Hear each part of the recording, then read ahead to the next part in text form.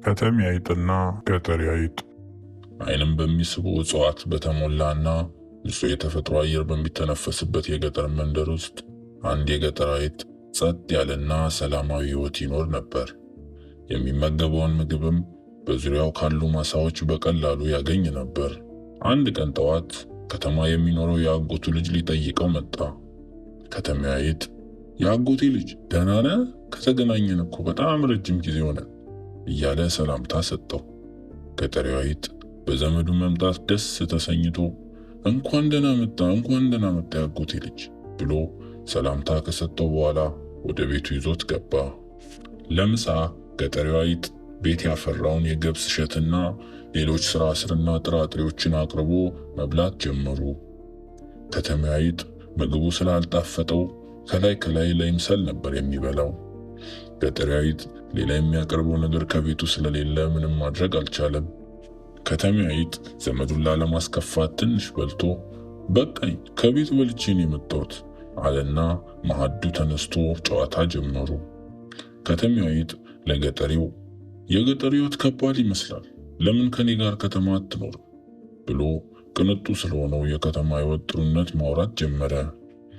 ብዙ አይነት ጣፋጭ ምግቦች አሉ፣ የፈለግከውን መርጠህ መብላት ትችላለህ።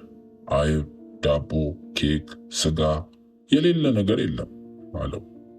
ይህን ሲሰማ ገጠሬው አይጥ የከተማ ኑሮን ለመኖር ተመኘ። ከከተሜው አይጥ ጋር አብሮ ወደ ከተማ ሊሄድም ተስማማ። በዚያ ምሽት እንቅልፋቸውን በሳር መደብ ላይ ተኙ። ገጠሬው አይጥ የአጎቱ ልጅ የገለጸውን በብርሃን በሙዚቃና በጣፋጭ ድግስ የተሞላውን ቅንጡ የከተማ ሕይወት ሲያልም አደረ። በነጋታው በጠዋት ተነስተው ወደ ከተማ ጉዞ ጀመሩ። ከተሜው አይጥ ወደሚኖርበትም የሀብታም ቤት ሲደርሱ በጓሮ ዙረው አይጡ በሰራት ትንሽ ቀዳዳ አድርገው ወደ ማዕድ ቤቱ ገቡ። ገጠሬው አይጥ አይኑን ማመን አልቻለም። በትልቁ የምግብ ጠረጴዛ ላይ አይብ፣ ዳቦ፣ የተለያዩ ጣፋጭ ብስኩቶችና ማርማራታ ተደርድሯል። ገጠሬው አይጥ በመገረም ይሄ ገነት መሆን አለበት አለ። ከተሜው አይጥም የፈለግከውን ምግብ መርጠህ መብላት ትችላለህ ያጎቴ ልጅ፣ እኛ ከተሜዎች እንደዚህ ነው የምንኖረው አለ በኩራት ስሜት። ገጠሬው አይጥ አይኑ የከጀላትን አንዷን ትንሽ ብስኩት ሊያነሳ ጎንበስ እንዳለ ድንገት በበሩ በኩል በጣም ግዙፍ ድመት ጠረናቸውን አሽቶ በጥፍሩ በሩንና ወለሉን እየቧጠጠ መጣ።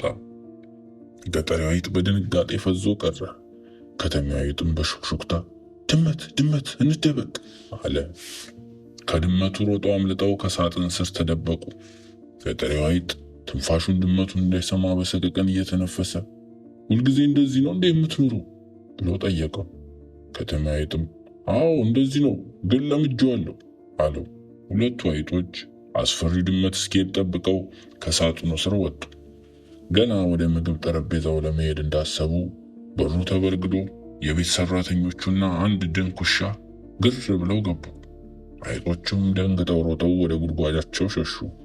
ገጠሬው አይጥ በቶሎ ዕቃውን ሰብስቦ ተነሳ።